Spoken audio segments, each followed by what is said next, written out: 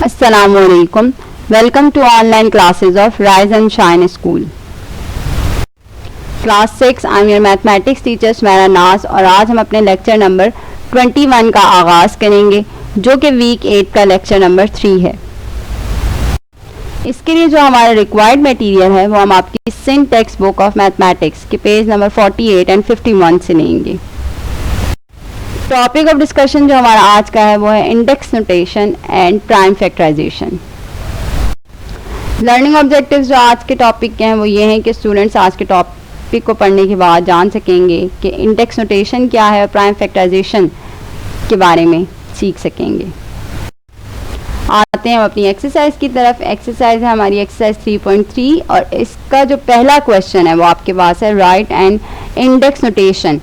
देखें स्क्रीन पर आपको इस क्वेश्चन का पहला पार्ट दिखाई दे रहा होगा 2 multiply 2 multiply 2 multiply 3 multiply 5 multiply by 3। आपसे कह रहे हैं आप इसे इंडेक्स नोटेशन में लिखें। इंडेक्स नोटेशन बेसिकली ये है कि जो हम फैक्टर्स बनाते हैं, हम किसी भी नंबर की जो प्राइम फैक्टराइजेशन करते हैं उसके फैक्टर्स जो बनाते हैं उन फैक्टर्स को हम पावर की सूरत में जब लिखते हैं तो वो हमारे पास इंडेक्स नोटेशन कहलाता है। यानी ये देखें ये नंबर जो आपके पास गिवन है या ये आपके पास फैक्टर्स हैं, किसी भी एक नंबर के फैक्टर्स हैं। अब इन फैक्टर्स को आप जब पावर की सूरत में लिखेंगे तो ये आपके पास बेसिकली कहलाएगा इंडेक्स नोटेशन। आते हैं अब देखें इस क्वेश्चन के सोल्यूशन की तरफ। अगेन मैंने एक बार दोबारा क्वेश्चन को कॉपी किया। क्वेश्चन कॉपी करने के बाद मैंने क्वेश्चन को तरतीब से लिखा, यानी जो सेम डिजिट्स थे मैंने उनको साथ में लिखा। 2 multiply 2 multiply by 2 multiply 3 and 3, इन दोनों के दरमियान में 5 था, मैंने उसे साइड पर कर दिया और 3 और 3 को मैं साथ ले आई, मल्टीप्लाई 5। अब देखें इंडेक्स नोटेशन की बात हो रही है ना, तो मैंने आपको क्या कहा जो हमें गिवन फैक्टर्स हैं हम उन्हें पावर की सूरत में लिखें। तो अब देखें 2 2 एंड 2 ये तीनों डिजिट्स हैं, ये तीनों सेम है। तो अब मैंने 3 बार लिखने की बजाय क्या करूँगी, 2 को मैं एक बार लिखूँगी और इसे पावर दे दूँगी 3। क्यों? क्योंकि ये मेरे पास 3 टाइम्स मौजूद है। कितने टाइम्स मौजूद है? 3 टाइम्स। इसलिए मैंने इस 2 को एक बार लिखकर इसे पावर दे दी 3 की। तो ये असल में मेरे पास क्या है, इंडेक्स नोटेशन है। ये चीज़ मेरे पास क्या कहला रही है, index notation. Same like 3 and 3 2 times मौजूद है, तो मैंने इसे 2 बार लिखने की बजाय एक बार लिखा और पावर दे दी क्या, 2। 3 एंड 3 जो 2 बार मौजूद हैं इसे एक बार लिखा और पावर दे दी 2 मल्टीप्लाई 5। तो ये जो अब मेरे पास आंसर आया है ये इंडेक्स नोटेशन की सूरत में आंसर आया है। ठीक है, उम्मीद है आपको इंडेक्स नोटेशन समझ आ गया होगा। एक्सरसाइज नंबर 3.3 का ही क्वेश्चन नंबर 2 है find the prime factorization by division method and express in index notation. यानी अब देखें पहले हमें फैक्टर्स बना कर दे दिए थे, अब हमसे कह रहे हैं आप खुद फैक्टराइजेशन करें, खुद उस नंबर के प्राइम फैक्टर्स निकालें। यानी ये बताएं कि ये जो नंबर है 24 इससे अगर मैं खोल कर लिखूं तो ये खोलने के बाद कितने डिजिट्स को मल्टीप्लाई करके आंसर देगा।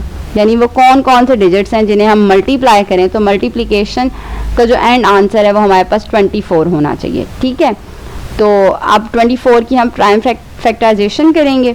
सोल्यूशन की तरफ आते हैं। अगेन एक बार क्वेश्चन लिखा, देन 24 के हमने फैक्टर्स बनाए। अभी मैंने आपको बताया क्या कि हमने देखना है कि वो कौन कौन से नंबर्स हैं, जिन डिजिट्स हैं जिनको हम मल्टीप्लाई करेंगे तो रिजल्ट में हमारे पास 24 आए।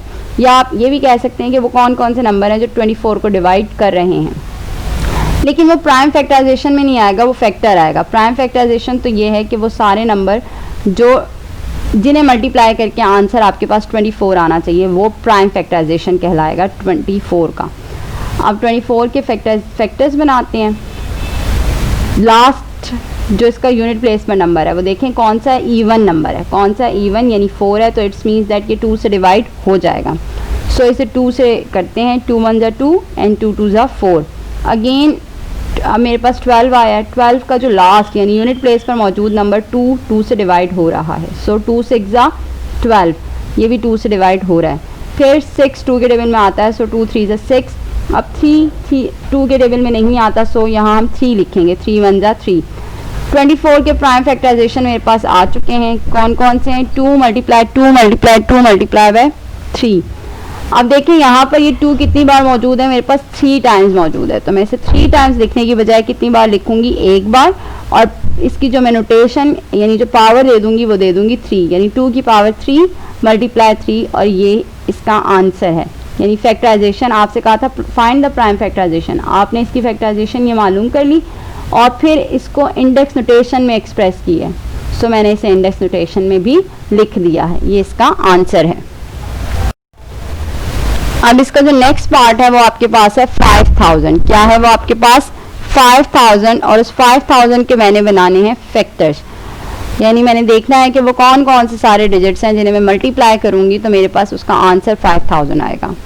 तो अब 5000 के फैक्टर्स बनाते हैं, सोल्यूशन की तरफ आते हैं। अगेन एक बार क्वेश्चन लिखा, 5000 देखिए इसका लास्ट डिजिट 0 है और 0 2 से डिवाइड हो सकता है 2 के रूल के मुताबिक। सो इसे मैंने 2 से डिवाइड किया, 2 2 4, 1 0 के पास चला गया, 2 5 10, 0 और 0 ऐसे ही उतार दिया। अगेन लास्ट डिजिट 0 है, सो 2 से डिवाइड होगा, 2 1 2, 2 2 4, 1 0 के पास चला गया तो 10, 2 5 10 और 0। लास्ट डिजिट अगेन 0 है, सो 2 से डिवाइड होगा, 2 6 12, 2 2 4, 2 5 10। अब देखें इसका लास्ट डिजिट मेरे पास आ गया 5, सो ये किससे डिवाइड होगा 5 से। किससे होगा 5 से, क्यों 5 के रूल के मुताबिक हमने पढ़ा था कि यूनिट प्लेस पर अगर 5 या 0 आ जाए तो वो 5 से डिवाइड हो सकता है। सो 5 1 5, 1 यहाँ आ गया, 5 2 10 एंड 5 5 25।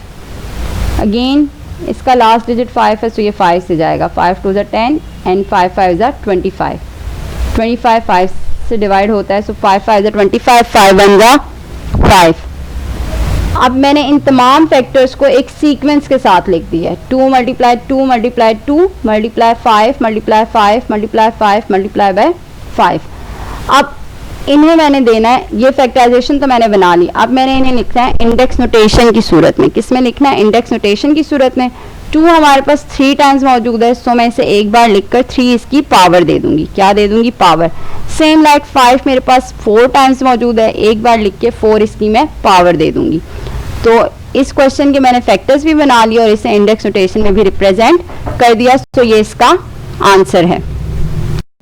होमवर्क जो आज का आपका है वो ये है कि आपने एक्सरसाइज 3.3 को अपनी कॉपीज में सॉल्व करना है, और इस एक्सरसाइज में किसी भी किस्म की कोई कंफ्यूजन अगर आपको है तो आप मुझसे डिस्कशन बॉक्स में इसके हवाले से क्वेश्चन कर सकते हैं।